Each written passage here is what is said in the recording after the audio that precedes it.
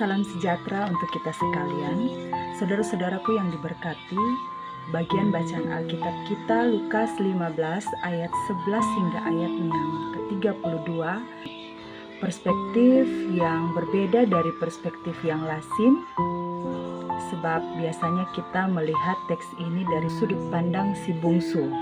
Hari ini dalam penghayatan Minggu Sengsara yang keempat, saya mengajak kita melihat teks ini dari perspektif dua sosok yang sering kali dilupakan untuk dicermati, yakni perspektif Bapa yang jarang diperhatikan, serta perspektif kakak, Bapa yang berlari dan kakak yang bersungut. Saudara-saudaraku yang diberkati, tahukah kita bahwa dua sosok ini sebenarnya mewakili kita jemaat Tuhan, merespon anugerah Allah dalam panggilan kehidupan kita.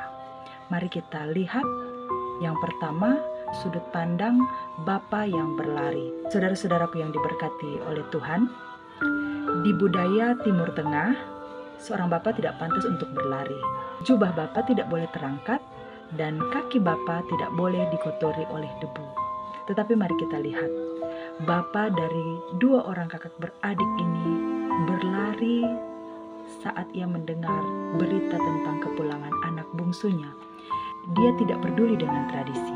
Bapa ini mengabaikan harga dirinya demi menyambut anaknya yang sangat ia kasihi.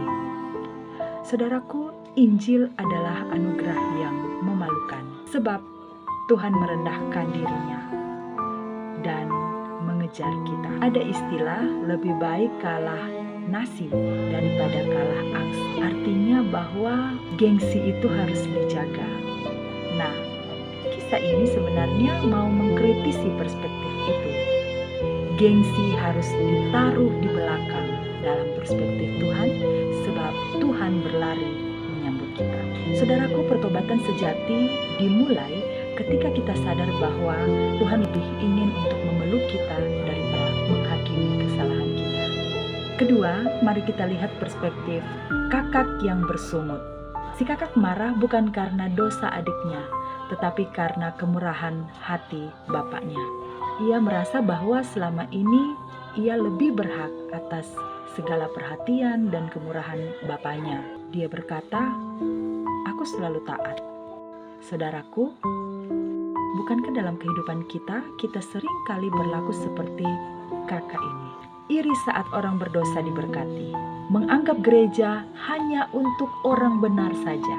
Lupa bahwa kita semua ini hidup hanya oleh belas kasihan Tuhan.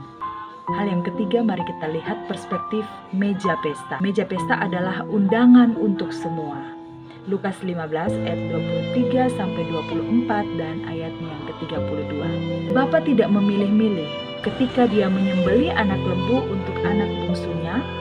Dia juga berkata kepada anak sulungnya, "Anakku, engkau selalu bersama-sama dengan aku."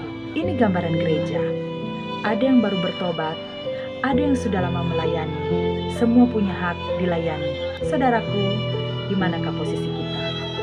Apakah kita lebih memilih untuk berdiri di luar dan bersungut? Ataukah kita masuk dan menikmati karya Tuhan? Saudaraku, untuk yang seperti si bungsu, jangan takut pulang. Bapa sedang menantimu. Untuk yang seperti kakak, hati-hati dengan roh KKR. Apa itu? Keras kepala rohani. Anugerah bukan hanya eksklusif milik kita, tetapi anugerah untuk semua orang seisi dunia ini. Yohanes 3 ayat 16. Mari jadi gereja yang berlari dan menyambut yang hilang, tetapi juga tidak cemburu saat mereka dipulihkan. Salib sebenarnya mengingatkan kita semua bahwa kita semua adalah anak yang pernah hilang. Tidak ada yang lebih istimewa dari lainnya.